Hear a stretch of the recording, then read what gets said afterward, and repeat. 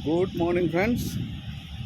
તારીખ છે 16/7/2025 અને આપણે આવી ગયા છે પોરબંદર બીચ. પોરબંદર બીચ આવી ગયા છે. અહીંયા દરિયાના બહુ જ મોટા મોટા મોજા આવી રહ્યા છે અને અહીંયા સહેલાણીઓમાં વિપુલભાઈ એકલા જ છે. શું લખે છે? પ્રવાસની આંતરમાળાકીય સુવિધાઓનો વિકાસ માટે ગુજરાત સરકારની સનને 2010 કારની ચોકની ચોક પોરબંદર બગીચાના લોકાર્પણ નરેન્દ્ર મોદી હસ્તક. આ જે લખેલો છે તે બરાબર બીચ છે, પણ અહીંયા ચકલા ફરકે છે. અહીંયા ચકલા ફરકે છે. કોઈ ભૂતો ભાઈ દેખાતું નથી. અને મેં ચામડાના બૂટ પહેરેલા છે, એટલે આ બૂટ પહેરીને પાણીમાં જવાય નહીં. આ તો અઘરું કામ થઈ ગયું છે. અઘરું કામ થઈ ગયું છે બાપુ.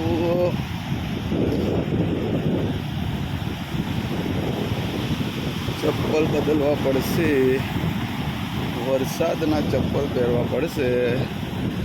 અહીંયા જો પથ્થરની કેવી હાલત થઈ ગયેલી છે.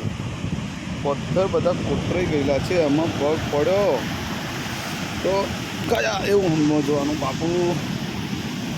અઘરું કામ છે.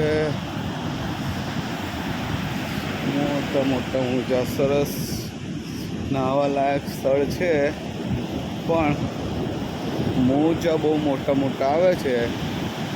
એટલે જ્યારે અત્યારે દરિયો તોફાને ચડેલો છે,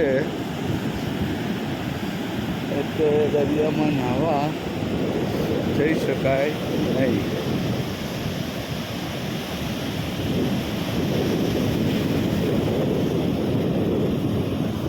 મોટા મોટા મોજા આવે છે.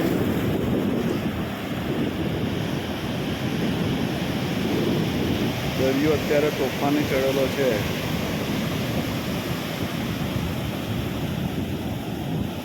જ્યારે સ્ત્રી અને દરિયો આ બે તોફાને ચડેલું હોય ત્યારે કોઈ દિવસ એની નજીક જવું નહીં. અને જો ગયા તો સમજી લેવું તમારા ભૂકા. બરાબર છે?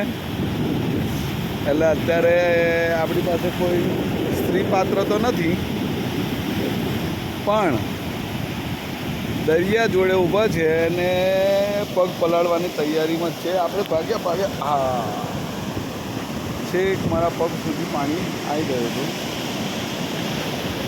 અને દરિયો ખૂબ તોફાને ચડેલો છે. મોટા મોટા મોજા દેખાઈ રહ્યા છે આ બાજુ. ચારે બાજુ છેક દૂર સુધી બીચ છે. આ પોરબંદરનો બીચ છે.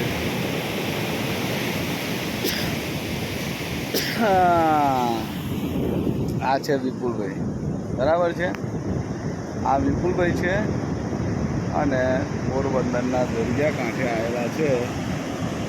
દરિયો બરાબર તોફાને ચડેલો છે. અને એક ડોગી છે, અહીંયા સૂઈ રહ્યું છે, આરામ ફરમાવે છે. આ બીજા બે ને બીજો આ એક 3 ડોગી પથ્થરમાં ખબર બી નહીં પડતા ડોગી બેઠેલા છે એવી જગ્યાએ ડોગી છે. અને આ આવ્યું પાણી આવ્યું.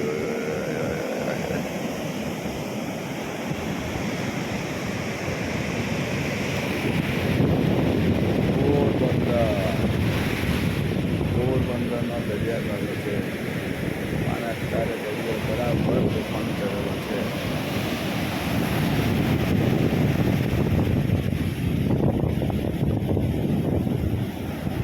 Okay bye friends, thank you. મળીએ પછી.